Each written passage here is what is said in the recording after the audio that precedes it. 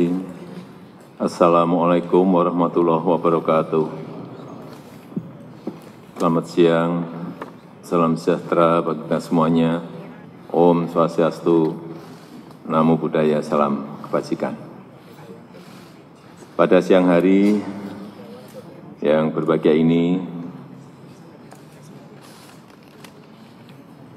saya ingin menyampaikan hal yang berkaitan dengan perpindahan ibu kota negara.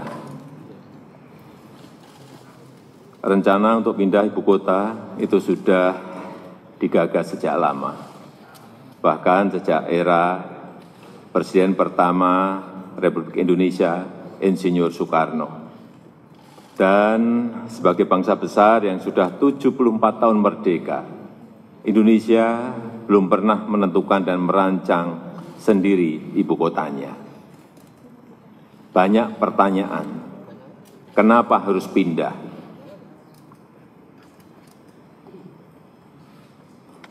Yang pertama, beban Jakarta saat ini sudah terlalu berat sebagai pusat pemerintahan, pusat bisnis, pusat keuangan, pusat perdagangan, dan pusat jasa, dan juga airport, bandara udara, dan pelabuhan laut yang terbesar di Indonesia.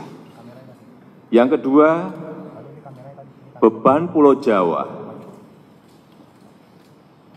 yang semakin berat dengan penduduk sudah 150 juta atau 54% dari total penduduk Indonesia, dan 58% PDB ekonomi Indonesia itu ada di Pulau Jawa,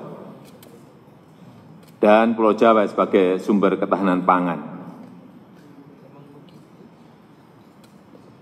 Beban ini akan semakin berat bila ibu kota pemerintahan pindahnya tetap di Pulau Jawa. Kemudian juga ada yang bertanya mengenai pendanaan. Perlu kami sampaikan bahwa total kebutuhan untuk ibu kota baru adalah kurang lebih 466 T. Nantinya 19% itu akan berasal dari APBN. Itu pun terutama berasal dari skema kerjasama pengelolaan aset di ibu kota baru dan di DKI Jakarta. Sisanya akan berasal dari KPBU, kerjasama pemerintah dan badan usaha, serta investasi langsung swasta dan BUMN. Pertanyaan ketiga, kenapa urgent sekarang?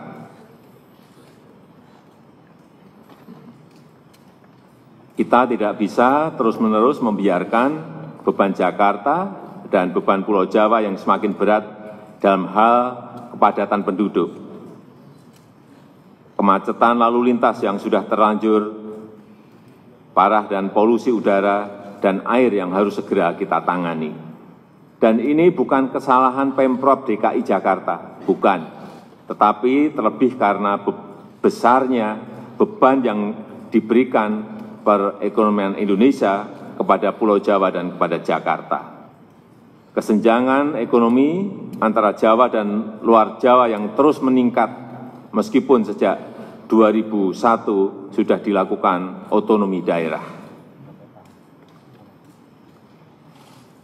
Pemerintah telah melakukan kajian-kajian mendalam dan kita intensifkan studinya dalam 3 tahun terakhir ini. Hasil kajian-kajian tersebut menyimpulkan bahwa lokasi ibu kota baru yang paling ideal adalah di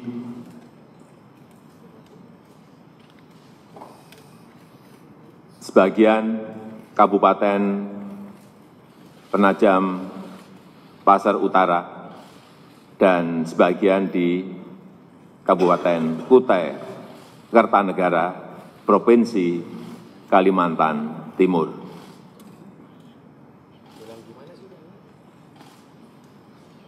Kenapa di Kaltim? Ada pertanyaan, kenapa di Kaltim?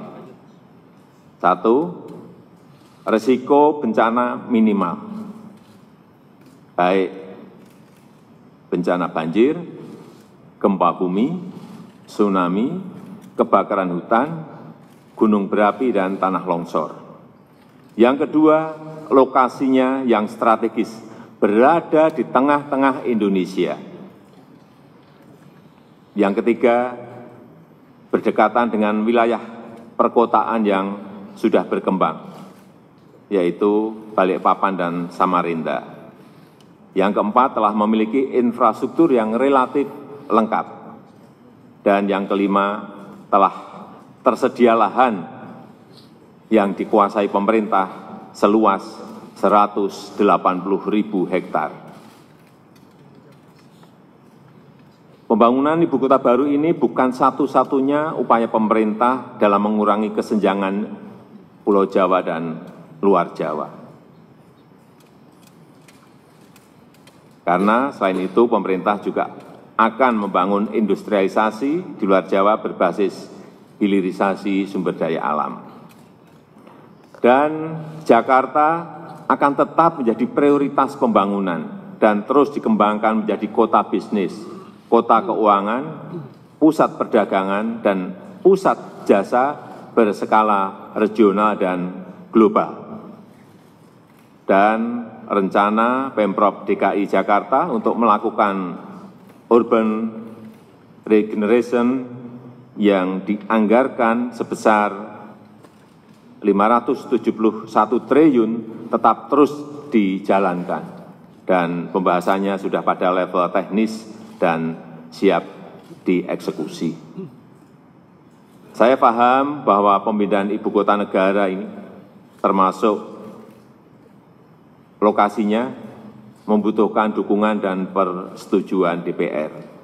Oleh sebab itu tadi pagi saya sudah berkirim surat kepada Ketua DPR RI dengan dilampiri hasil-hasil kajian mengenai calon ibu kota baru tersebut.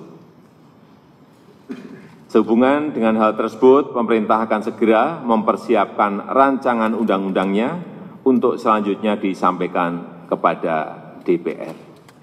Demikian yang bisa saya sampaikan pada siang hari ini. Terima kasih. Wassalamualaikum warahmatullahi wabarakatuh.